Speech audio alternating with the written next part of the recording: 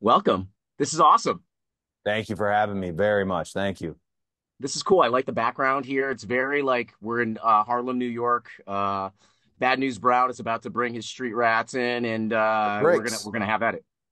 So funny thing about the bricks is like everyone puts the bricks over. Uh, the joke I always make is this is DDP's studio.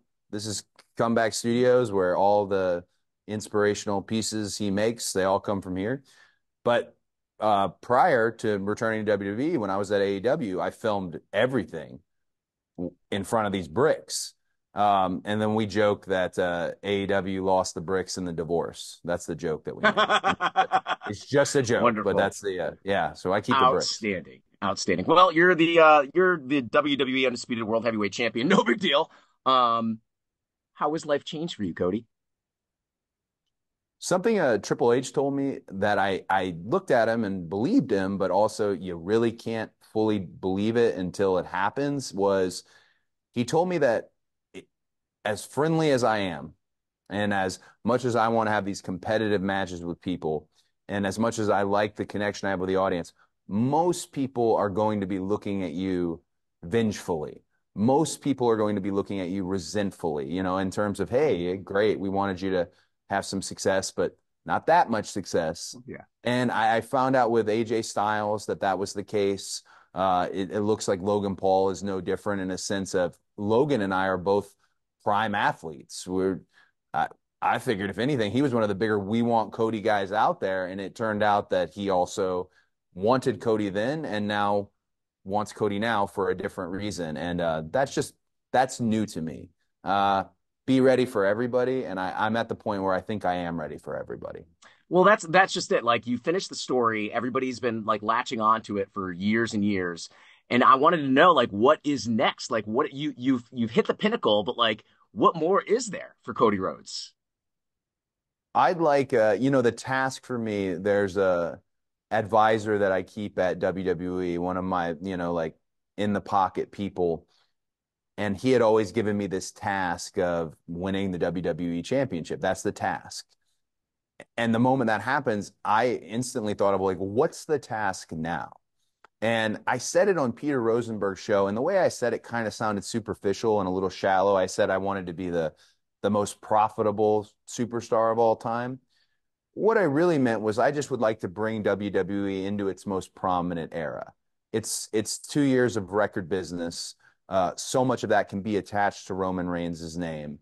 I'd like what we do now to be attached to myself and to this team that I have that flanks me and surrounds me because it really is. If you looked at WrestleMania 40, this is a team effort, and that's so rare. Uh, Last time I really saw it like this was the two other hottest eras of the business, the Attitude Era, where there's so many factions and there's so many superstars and wrestlers who inform one another with equity and history. And then the time before that was the great 80s, that golden age of our game. But now here we are, we're doing better numbers than has ever been done. And I'd love to be the one to usher that in. Yeah. When you think about the golden era and you think about like growing up, because I'm a super fan, been to many WrestleManias, you were actually there because, you had the privilege and the honor of being with your family.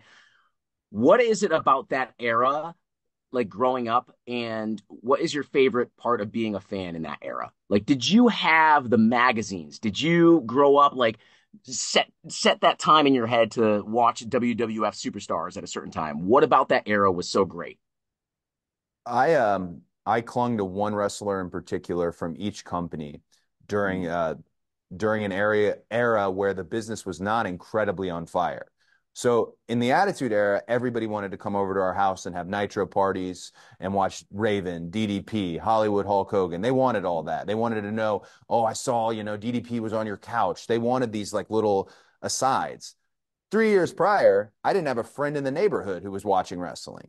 And if I did, he was like five neighborhoods down. And I actually can tell you his name was Michael. I used to go hang out with him and we'd do the Hasbro figures together and like talk about wrestling.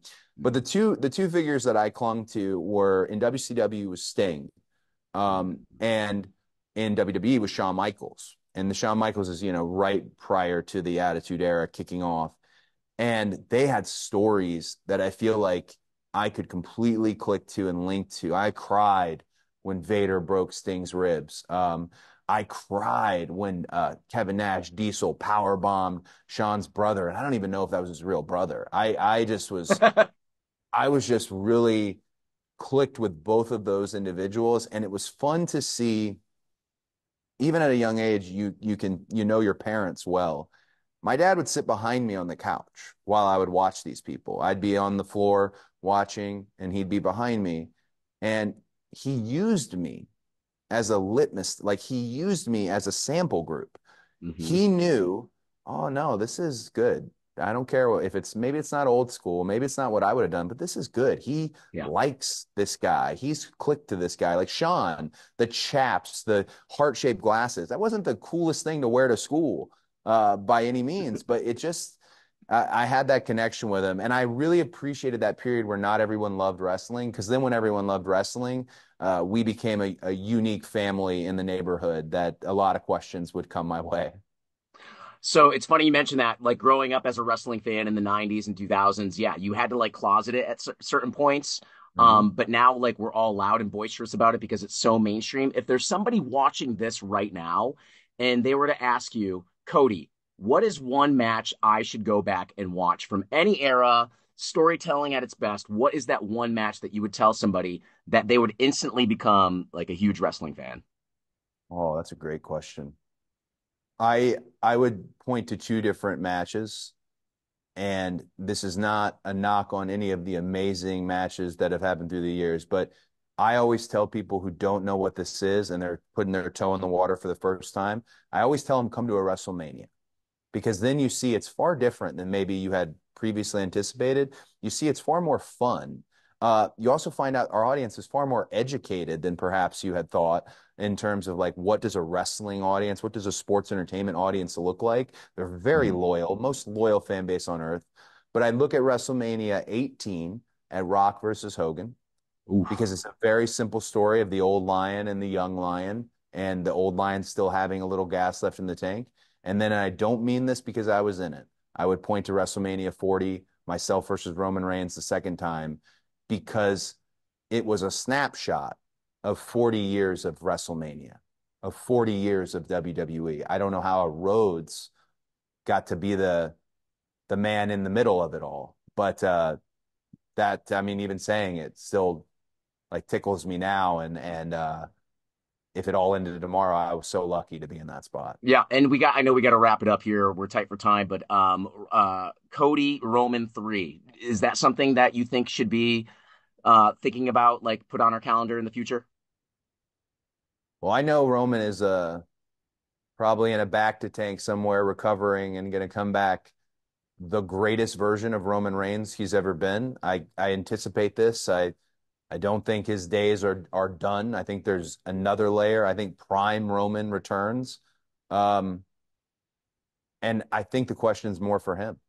I Yeah. uh I look forward to any time that we get that dance and stand across from each other because there is a magic that you don't find with many people. And I know it exists with him, but we also do not like each other one bit, which makes it for a fun bit of magic. I think Roman is looking at Cody Roman 3. I think he is. And in my mind, I'm looking at how to make the WWE title reign I'm currently on the best it's ever been. Congratulations on being the face of the franchise. Here we are. I mean, me and my friends talk about it. We all want one more, not out of the realm of possibility, a Stardust moment down the road. So, Oh you wow. know, I mean, That you got to think hey, about that. It's got to happen. there's there's time left on the contract. You never know if you hear that music again. It was really good music at least. Yeah. Well, Cody, thanks for the time, man. And you're coming Thank back to you. Chicago for SmackDown Live. This time, don't end up outside in the rain. And also, like, make sure you don't have like a torn pec. Like every time you come to Chicago, it's bad news for Cody Rhodes. Chicago's always like a little bit of a homecoming because you know the original All In, the torn pec. I've always loved Allstate with a passion, and one of the things I like now is we're opening up tickets at Allstate to go 360 because we had to go Mm. 360 at the most recent shows, and that again, that's like the feather in the cap of like, okay, now how do we give them the best wrestling show for their money that they've ever seen? Chicago just brings it out of you. You want to treat everything like it's WrestleMania, but then there are those moments where you can feel it. You know, there's a little bit more to it in Chicago and the Rosemont area. That's one of them. We are ready, man. Go do your thing. Thank you so much for taking the time. Have a Thank safe you. trip to Saudi. Good luck this weekend. What do you watch on your trip? Do you have like stuff downloaded or do you read? What do you do?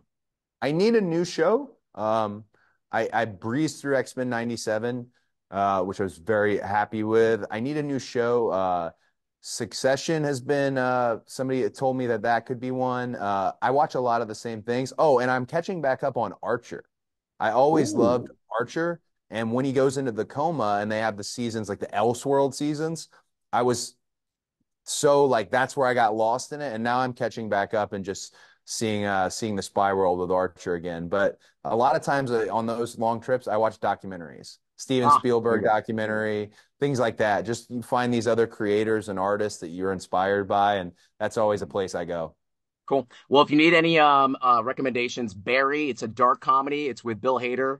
You'll Yeah. fly through that. Yeah, you'll fly through Okay. that. So yeah, check Okay. that out. Thank you. Dude, Cody, pleasure, man. Good luck. Thanks for taking Thank some you, time, sir. bro. All Thank you very much. right. Keep up the great work. Thank you.